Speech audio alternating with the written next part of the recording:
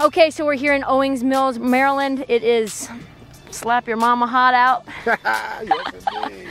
But we're all here to really see a couple of things. One, the Rams, but two, to see how Lamar Jackson is progressing. JB, what are you hearing? You know, it's interesting because the expectations for this kid are through the roof, really. And you saw what he did in college. You can just anticipate, wow, how is this going to work on the NFL level? But I'm here to say, let's peel it back a little bit. Let's temper those expectations. We're probably going to see some flashes in preseason. We did in the opener. But this is still Joe Flacco's team. Lamar Jackson, for all the potential, and I said it before and I'll say it again, he's the most intriguing player to come in this year's draft, but he's still a work in progress. Now, we saw Joe Flacco get injured last year. Do you think then RG3 takes those snaps no matter what?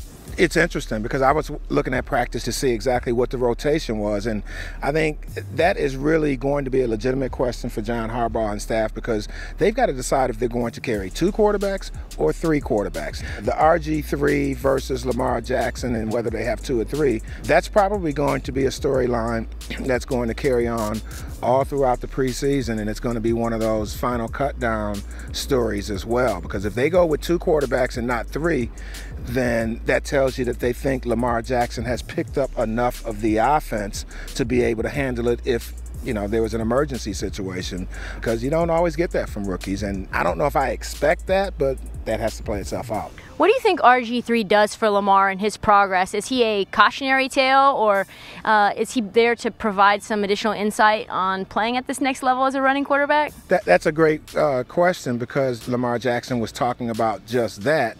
And he said that RG3, of all people, cautioned him about running and protecting yourself. And it sounds good coming from RG3, but I mean, if you turn on the film, that was not always the case. You know, so Lamar Jackson, I think he's shown that throughout his career to this point in college, that he will throw the ball. He will move to throw, and then sometimes he will run to run, and that's compelling.